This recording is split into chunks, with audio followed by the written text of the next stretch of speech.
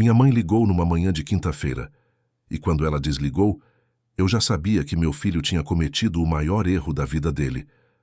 Meu nome é Lucas Benetti. Eu conserto coisas. Não literalmente, embora já tenha remendado bastante reboco na minha vida. Quero dizer que sou o cara que as pessoas ligam quando algo quebra e não tem chave de fenda que resolva. Decisões erradas, consequências piores. Faz tanto tempo que deixou de parecer uma habilidade e começou a parecer uma maldição. Que ali na cozinha da minha casa em Londrina, no Paraná, com o café esfriando na bancada, eu senti aquela vibração elétrica familiar no peito. A que significa que algo já está quebrado, e ninguém me avisou ainda. Era quinta-feira, pouco depois das 9 da manhã.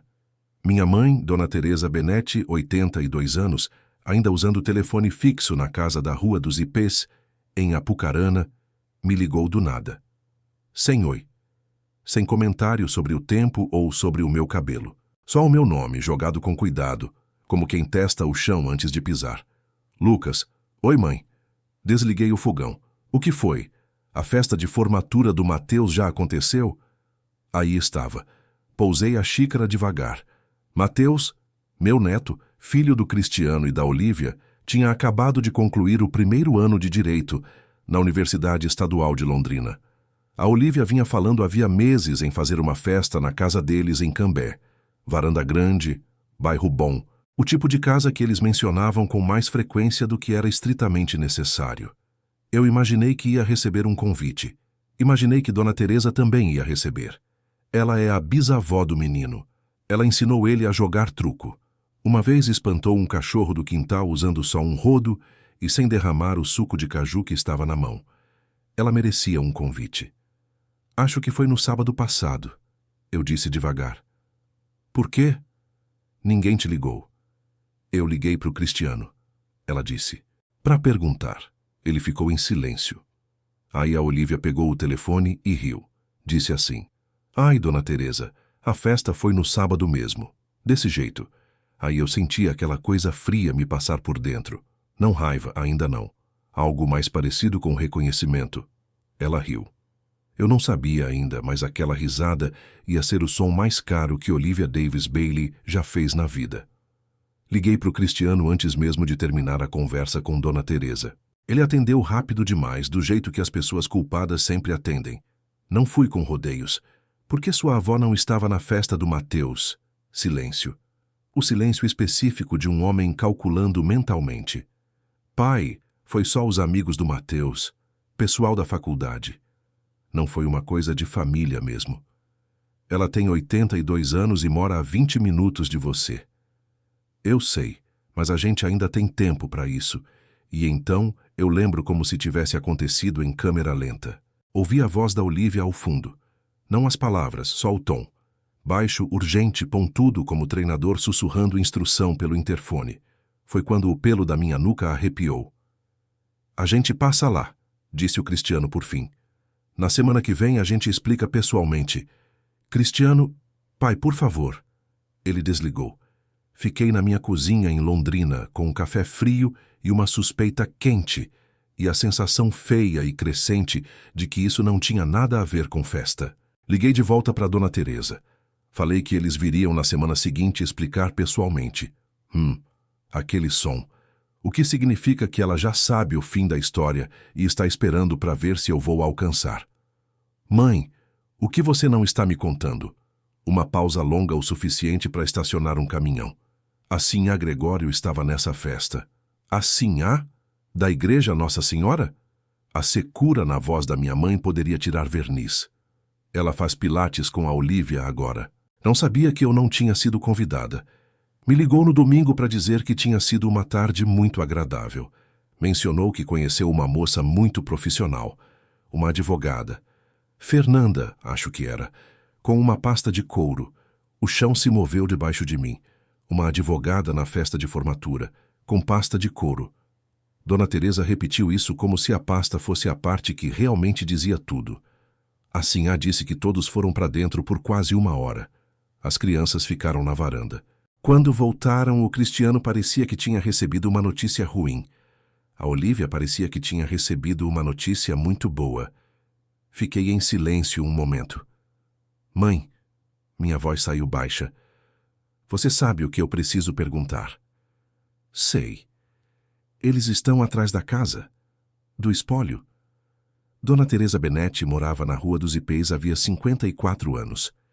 Meu pai havia montado aquele patrimônio antes de morrer. Terra poupança, o tipo de riqueza quieta e sem glamour que se acumula quando você nunca se exibe e nunca para de trabalhar. 12 alqueires no interior perto de Apucarana, contas que surpreenderiam quem achasse que ela era só uma velhinha simpática com telefone fixo. Ninguém falava sobre isso. Era só algo que estava lá, como a casa estava lá, como ela estava lá, permanente, assumida, até que alguém parou de assumir e começou a planejar. Lucas, ela disse, há quanto tempo você conhece a Olívia? Tempo suficiente. Então você já sabe a resposta. Ela tinha razão. Eu sabia. Nunca consegui definir o que me incomodava na Olivia Davis Bailey.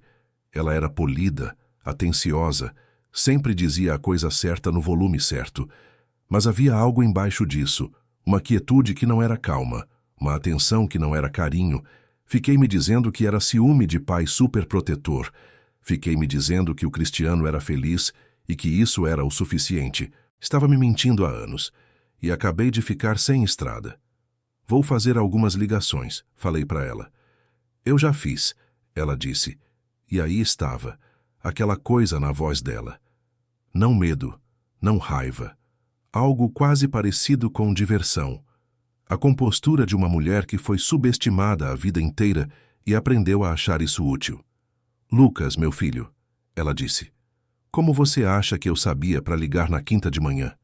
Ela desligou antes que eu pudesse responder. Fiquei na minha cozinha em Londrina às 9h47 da manhã de quinta-feira, pensando no meu filho, que eu criei para ser melhor do que qualquer coisa que fosse aquilo.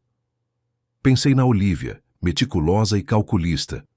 Pensei no Mateus, que não fazia a menor ideia de que sua formatura estava sendo usada como disfarce. E pensei em Dona Teresa Benetti, 82 anos, Rua dos Ipês, Apucarana, que tinha desligado na minha cara com a confiança tranquila de uma mulher que já estava 3 lances à frente de todo mundo na sala. Peguei o celular, abri um contato que não usava há 2 anos. Digitei 3 palavras, me liga, urgente. Ainda não sabia o que Dona Teresa já tinha posto em movimento, mas eu sabia o seguinte. Quando o Cristiano e a Olívia aparecessem com seus sorrisos ensaiados e suas explicações decoradas, iam entrar em algo para qual não tinham se preparado. Achavam que vinham me controlar. Não faziam ideia de quem estavam enfrentando. 7 dias. É quanto tempo o Cristiano e a Olívia deixaram o silêncio durar, como se estivessem esperando eu esfriar, perder o interesse, ou me convencer de que tinha interpretado tudo errado. 7 dias de nada, exceto uma mensagem do Cristiano que dizia: ainda planejando ir na quinta, pai. Com ponto final. Não exclamação, não emoji. Ponto final. A pontuação de um homem que foi treinado. Definitivamente foram treinados. Passei aquela semana fazendo o que faço melhor. Sem gritar, sem espiralar, sem dar nas mãos. Fiz ligações, discretas. Dirigi até Apucarana na segunda-feira. Sentei na mesa da cozinha de Dona Teresa na Rua dos Ipês, tomei o café horrível dela sem açúcar e ouvi. Ela me contou tudo. E olha que é tudo mesmo. Resulta que Dona Teresa Benetti estava bem ocupada enquanto eu ficava de braços caídos em Londrina, me sentindo pego de surpresa. Na manhã seguinte ao telefonema da Sinhá Gregório, que seria domingo, minha mãe de 82 anos tinha se arrumado, pegado o carro dela, dirigido até o centro de Apucarana e entrado no escritório de uma certa doutora, Fernanda Lemos, advogada especialista em direito sucessório, 3º andar do edifício Garibaldi, na Rua Minas Gerais. Você já conhecia a doutora Fernanda? Eu a encarei por cima da mesa da cozinha. Ela cuidou do inventário dos Magalhães 2 anos atrás. Dona Teresa disse, mexendo o café como se estivesse falando do tempo. A Margarida Magalhães falou muito bem dela. Guardei o cartão dela. Guardou o cartão. Eu guardo tudo, Lucas. Você sabe disso. Sabia, sim. A mulher ainda tinha meu boletim do 5º ano numa gaveta do quarto. Então você simplesmente Foi lá no domingo de manhã. Segunda-feira. Ela não trabalha domingo. É uma profissional. Dona Teresa me olhou de um jeito que sugeria que eu também deveria considerar ser um. Contei para ela o que a Sinhá me contou. Ela me fez algumas perguntas. Eu respondi. Então ela fez umas ligações também. Que tipo de ligações? Dona Teresa pousou a colher com um clique pequeno e preciso. O tipo, ela disse, que confirmou que o Cristiano e a Olívia tinham contratado um advogado. Um tal de Dr. Henrique Paiva, escritório em Maringá, para iniciar o processo de contestar minha capacidade mental. A cozinha ficou muito quieta. Lá fora, um caminhão passou devagar pela Rua dos Ipês. Um bem-te-vi cantou no quintal. Sons normais de segunda-feira num bairro normal, exceto que nada era mais normal e não estava sendo havia uma semana. Capacidade mental, eu disse. Aparentemente, ela prosseguiu, sou velha demais para tomar decisões sensatas sobre meu próprio patrimônio. Ela pegou a xícara de café. Achei interessante, considerando que fui eu quem entrou num escritório de advocacia sem que ninguém pedisse, enquanto meu filho ainda estava em Londrina processando os próprios sentimentos. Não tive resposta para isso. Ela não estava errada. Mãe, pressionei as duas mãos na mesa. Preciso que você entenda. O que eles estão tentando fazer, além de insultuoso, é ilegal se for feito do jeito errado. A Fernanda me explicou muito detalhadamente. Ela acenou com a cabeça. Ela também explicou o que eu precisava fazer para garantir que não dá em nada. Dona Teresa sorriu. Era o mesmo sorriso que ela me dava quando eu tinha 16 anos e achava que era mais esperto que ela. Nunca fui. Nenhuma vez. Isso a gente vai ver, ela disse. A quinta-feira chegou como uma tempestade que ficou dias no radar. Você sabe que vem. Fez tudo o que podia. Mas ainda tem aquele momento em que você ouve o primeiro trovão e o estômago afunda. O Cristiano e a Olívia chegaram na minha frente às 2h14 da tarde, no Jeep branco da Olívia. Claro que era Jeep. Observei os dois da janela da cozinha por um segundo antes de ir à porta. O Cristiano desceu primeiro. Parecia cansado, esvaziado, do jeito que os homens ficam quando passaram uma semana brigando com a esposa e perdendo. A Olívia desceu depois e parecia o oposto. Composta, olhos vivos, usando aquele sorriso calculado que passei anos tentando decifrar. Agora eu tinha a tradução. Significava, quero algo que não é meu. Abri a porta antes de baterem. Pai. O Cristiano veio na minha direção e me abraçou. Foi um abraço de verdade, isso eu dou para ele. O menino ainda me amava. Qualquer que fosse o plano da Olívia, ele não tinha esfriado completamente. Me agarrei a isso. Entre, eu disse. Fiz café. A Olívia beijou minha bochecha. Lucas, obrigada pela paciência. A gente queria explicar pessoalmente. Claro, eu disse com simpatia. Paciente. Certo. Era isso que eu tinha sido. Sentamos à mesa da cozinha. A mesma mesa onde eu comi mingau quando criança. A mesma onde o Cristiano fez dever de escola. A mesma que aparentemente não carregava mais nenhum peso sentimental para as pessoas sentadas nela agora com uma estratégia jurídica. Servi café. Ninguém falou por um momento. Então o Cristiano disse: Pai, a gente quer falar sobre a vovó Teresa. Tá, eu disse. A gente está preocupado com ela. Preocupado? Ela tem 82 anos. A Olívia entrou suave, como se tivessem ensaiado o momento. Ela está sozinha naquela casa. Está administrando um patrimônio significativo sem nenhuma supervisão. E, francamente, Lucas, algumas das decisões que ela tomou recentemente... Que decisões? Perguntei. A Olívia piscou. Só uma vez, mas eu peguei. Não estava esperando que eu reagisse tão rápido. Bom, ela fez uma doação grande para a paróquia no ano passado sem consultar ninguém. É dinheiro dela, Olívia. Ela pode dar para as araras do parque se quiser. Pai, ninguém está dizendo que ela não pode fazer o que quiser. A gente só acha que precisaria ter alguma estrutura, alguma supervisão para protegê-la. Para protegê-la. Olhei para o meu filho, esse menino que treinei no futebol de salão quando criança, que levei até a faculdade, que emprestei dinheiro 2 vezes sem pedir de volta, e senti algo que só posso descrever como luto exausto, porque ele não era má pessoa. Era um homem decente que havia se casado com uma mulher que tinha um plano e confundiu isso com parceria. É por isso que você tinha uma advogada na festa de formatura do Mateus? Perguntei. O ar na sala mudou imediatamente. O Cristiano travou. O sorriso da Olívia não desapareceu, era treinado demais para isso, mas apertou nos cantos como elástico sendo esticado. Quem te contou isso? Ela perguntou. Quieta. Controlada. Importa? A gente não foi assim, disse o Cristiano. A Fernanda foi como convidada mesmo. Doutora Fernanda Lemos, eu disse.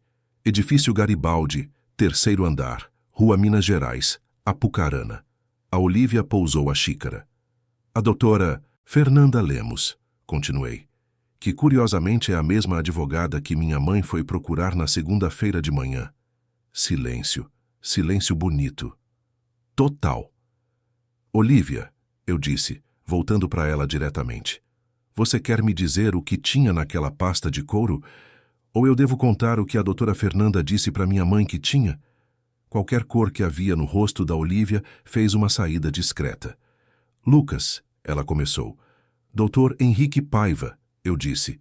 Maringá. Esse nome te diz alguma coisa? O Cristiano olhou para a esposa. Foi uma olhada rápida, fração de segundo, mas eu vinha lendo o rosto desse menino havia 32 anos e sabia exatamente o que ela significava. Ele não sabia sobre o advogado. Ele não sabia. Cristiano, eu disse, e minha voz saiu mais suave do que pretendia. Quanto disso você realmente sabia?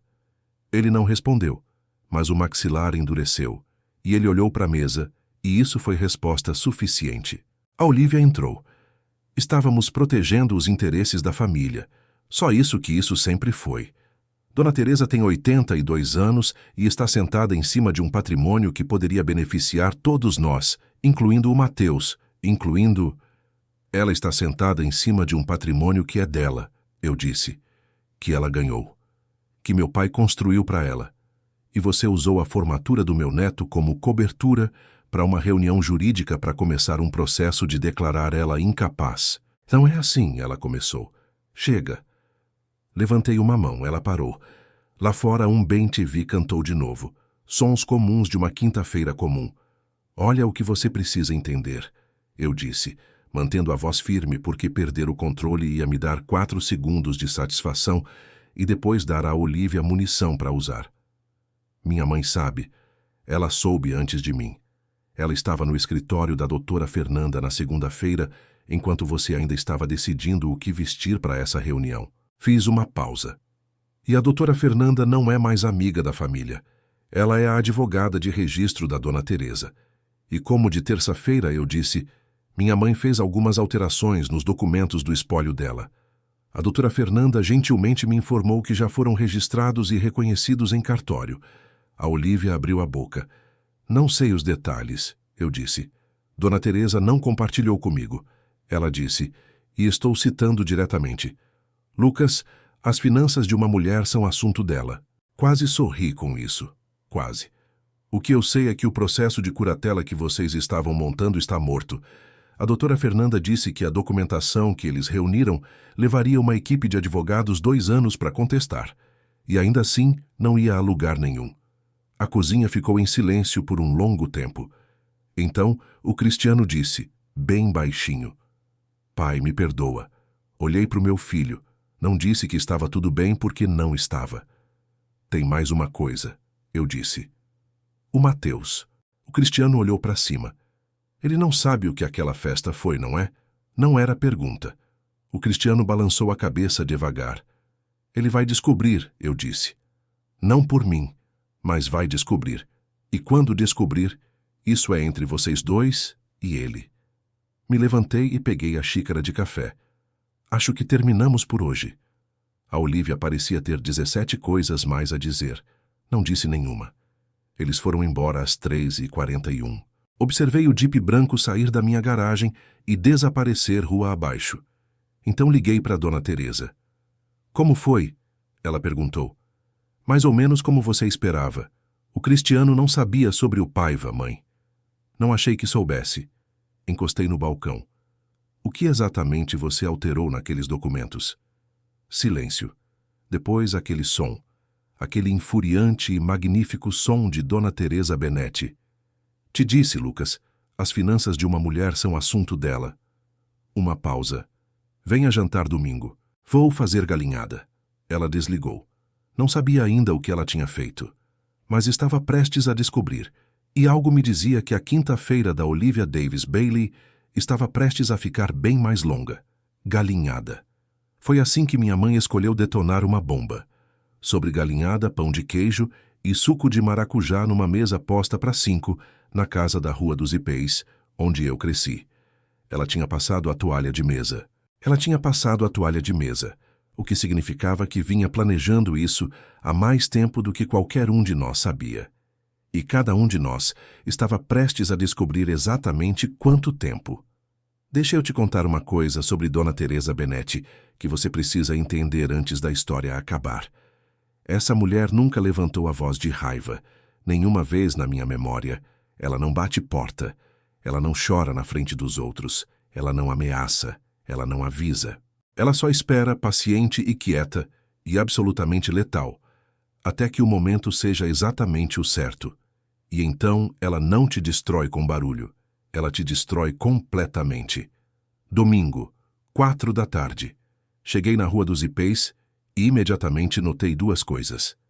Primeiro, o carro do Cristiano já estava na garagem. Segundo, o Fusca surrado do Mateus, com o adesivo da UEL no para-brisa. Ela tinha convidado o Mateus. Fiquei dentro da caminhonete por 10 segundos inteiros processando essa informação. Dona Teresa tinha convidado o Mateus, o neto. O menino cuja festa de formatura tinha sido usada como palco de uma emboscada jurídica contra a própria bisavó. Ela tinha convidado ele para jantar de domingo sem avisar mais ninguém. Ela era boa. Ela era incrivelmente boa. Entrei pela porta da frente, nunca bata na casa de Dona Teresa, ela considera isso falta de educação vinda da família, e encontrei o Cristiano sentado à mesa da cozinha, com cara de homem esperando por sentença. O Mateus estava do lado dele, 20 anos, alto do jeito que só jovem pode ser, mexendo no celular com aquela energia bonita e obliviosa de quem não faz a menor ideia do que está prestes a acontecer com a tarde dele. A Olivia estava do outro lado, coluna reta, sorriso cirúrgico, mãos juntas como se estivesse presidindo uma reunião de conselho. Dona Teresa estava no fogão, mexendo. Lucas, ela disse sem se virar. Pendura o casaco. O jantar fica pronto em 20 minutos. Pendurei o casaco. Sentei. Olhei para o Cristiano que me olhou, que desviou o olhar primeiro. Olhei para a Olivia que encontrou meus olhos com aquela firmeza polida que eu agora reconhecia pelo que realmente era. A compostura de alguém que ainda acredita que tem opções. Ela não tinha opções, só não sabia ainda. Vovó Teresa, disse o Mateus, finalmente levantando os olhos do celular. Tá cheirando muito bem aqui dentro. Obrigada, meu amor, Dona Teresa disse ainda mexendo. E as aulas como vão? Bem, bem. O professor Elias me deu prazo para entregar um trabalho de constitucional. Então estou basicamente vivendo minha melhor vida. Maravilhoso, disse Dona Teresa. Dedicação sempre vale a pena. A ironia nessa frase era estrutural. E só 3 pessoas na sala entenderam por quê. O jantar foi a performance mais elaborada de normalidade que já testemunhei. Dona Teresa serviu galinhada, mandioca cozida, pão de queijo feito em casa.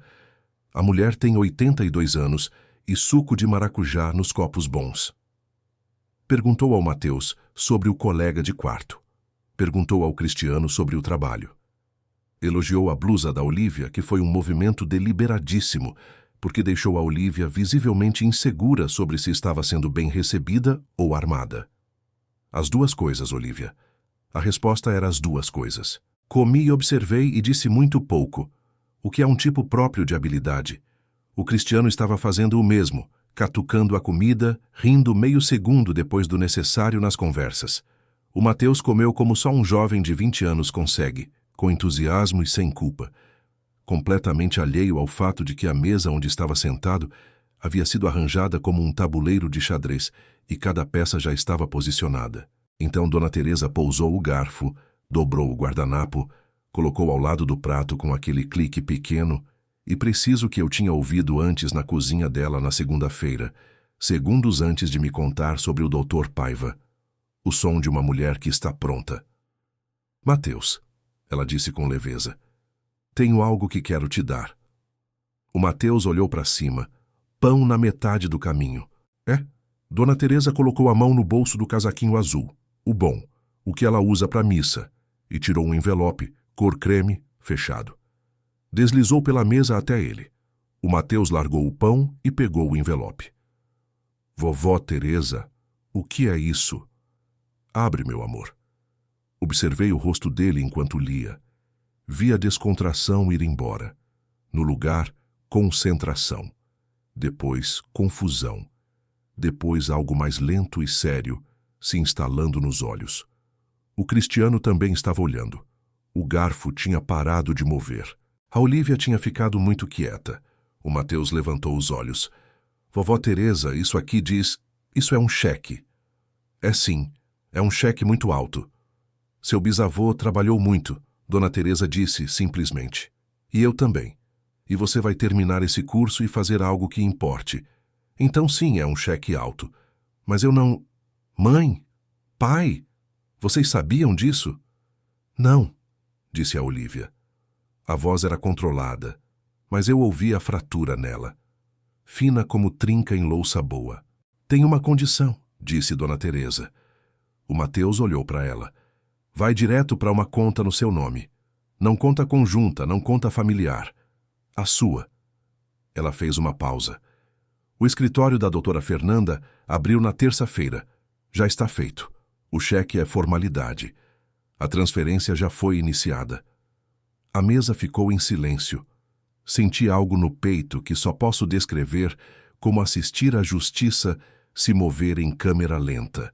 Também quero que vocês saibam, continuou Dona Teresa, a voz ainda perfeitamente, infuriantemente calma, que atualizei os documentos do meu espólio. Tudo foi reestruturado.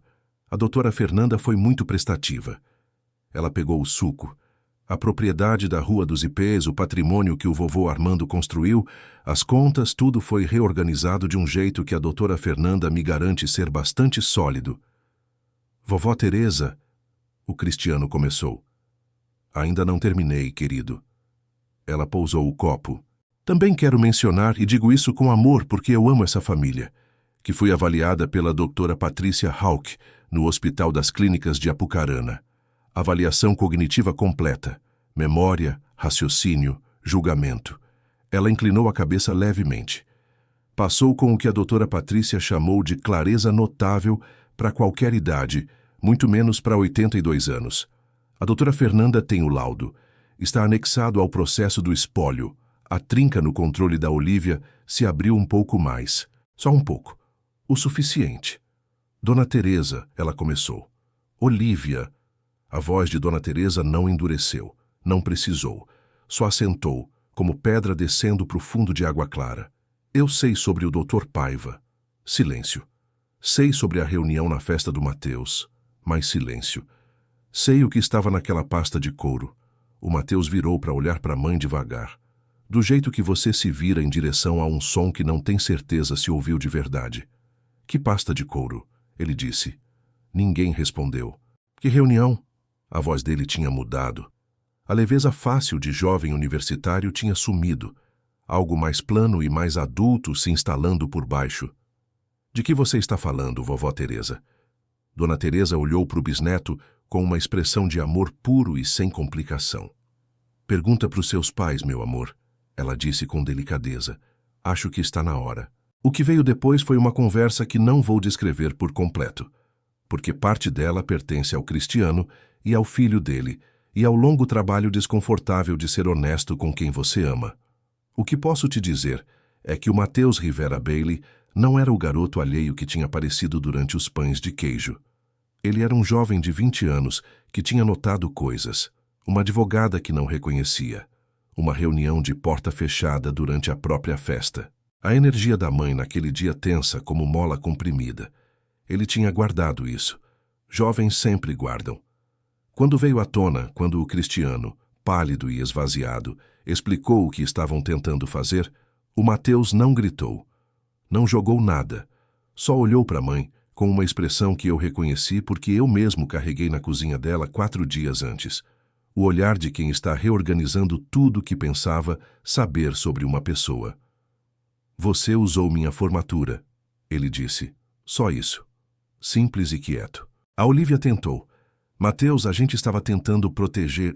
Você usou minha formatura, ele disse de novo. O mesmo tom, como se estivesse verificando se as palavras eram reais. Ela não teve resposta para isso. Às 6:30 da tarde, o Cristiano e a Olivia tinham ido embora. O Mateus ficou. Sentou à mesa da cozinha com Dona Teresa enquanto eu lavava a louça, minha função de sempre nos jantares de domingo, há 30 anos. E ouvi os dois conversando. Conversa de verdade. O tipo que acontece depois que tudo de falso foi varrido para fora. Me desculpa pelo que fizeram, vovó Teresa, ele disse. Não se desculpe pelas escolhas dos outros, ela respondeu. É um peso que você não precisa carregar. Uma pausa. Você está bem? O som dela dando um tapinha na mão dele. Tenho 82 anos. Sobrevivi a muita coisa. A morte do seu bisavô. 3 crises econômicas. Um vazamento no telhado que inundou a cozinha em 2012. Isso foi um inconveniente. Ele riu surpreendido a sair do riso. Um inconveniente. Administrável. Outra pausa. Tenho boas pessoas ao redor. A doutora Fernanda é afiada. O seu bisavô Lucas, apesar dos sentimentos dele, se manteve firme. Apesar dos sentimentos, chamei lá da pia. Você queria virar a mesa lá na quinta-feira e os dois sabemos disso, Lucas. O Mateus riu de novo. Foi um som bom. Verdadeiro. Não tinha virado a mesa, mas não vou fingir que não passou pela minha cabeça. Saí para a caminhonete às 7:15. O Mateus saiu junto, mãos no bolso, moletom da UEL, o fim de tarde de Apucarana transformando o bafo dele em nuvenzinha. Vovô Lucas, ele disse. É. Isso é de verdade. É meu. É seu. A doutora Fernanda trancou bem. No seu nome. Na sua conta. Ninguém chega perto. Eu sei que você não fez. Olhei para o meu neto. Esse menino que tinha sido usado como disfarce sem saber, que tinha sentado num jantar, que detonou o entendimento que ele tinha da própria família, que não tinha desabado, nem se esquivado, nem feito de conta, que era tudo sobre ele. Meu pai vai ficar bem? Aí estava o garoto que ama o pai. Vai ter umas semanas difíceis, eu disse. Mas o Cristiano não é má pessoa. Tomou uma decisão ruim com uma pessoa muito convincente sobre ser uma decisão boa. Isso tem conserto, se ele fizer o trabalho. O Mateus acenou devagar. E minha mãe? Fiquei olhando para ele por um momento. Isso, eu disse com cuidado, está acima das minhas possibilidades. Ele quase sorriu com isso. É. Olhou para casa, para a luz da cozinha acesa, para a silhueta de Dona Teresa se mexendo ao redor da mesa limpa. Ela é incrível, né? A vovó Teresa. Ela sempre foi, eu disse. A gente só fica esquecendo. Voltei para Londrina numa noite de domingo fria, com o rádio baixo e a BR vazia, e aquela sensação específica de um homem que assistiu uma coisa ser corrigida sem ter levantado uma única vez a voz. É uma satisfação mais quieta do que os filmes de vingança preparam você para ter. Menos explosão, mais resolução. A inspiração específica de assistir alguém subestimar a pessoa errada e viver com as consequências. Dona Teresa Benetti tinha sido descartada como uma velhinha simpática no telefone fixo, numa casa na Rua dos Ipês. Tinha sido avaliada, estrategicamente manobrada e juridicamente cercada por pessoas que comiam a galinhada dela e se chamavam família. Ela tinha vencido antes que eles terminassem de planejar. Tinha um laudo cognitivo impecável, um espólio blindado, uma advogada afiada e um bisneto cujo futuro estava travado numa conta que ninguém podia tocar. A Olivia tinha um advogado em Maringá que ia receber uma ligação muito improdutiva na segunda-feira de manhã. Quase senti pena. Não senti pena. Meu celular vibrou no banco do passageiro às 8h22 da noite. Olhei numa sinaleira na BR-369. Mensagem de Dona Teresa. O jantar ficou bom. Os pães de queijo saíram bem. Mãe. Fiquei encarando por um segundo. Depois digitei. Você destruiu eles com galinhada e suco de maracujá. Pai ia ter amado. 3 pontinhos apareceram. Sumiram. Apareceram de novo. Depois, ele sempre amou um bom domingo. Pousei o celular e dirigi o resto do caminho até Londrina no escuro. E pensei no meu pai, um homem quieto que construiu algo real e deixou para uma mulher em quem confiava completamente. Pensei em como as pessoas que tentaram tomar isso olharam para Dona Teresa e enxergaram fragilidade. Enxergaram uma velha. Enxergaram uma oportunidade. Não enxergaram o que eu passei 60 anos observando. Não a enxergaram. E essa aí foi a única coisa que sempre importou.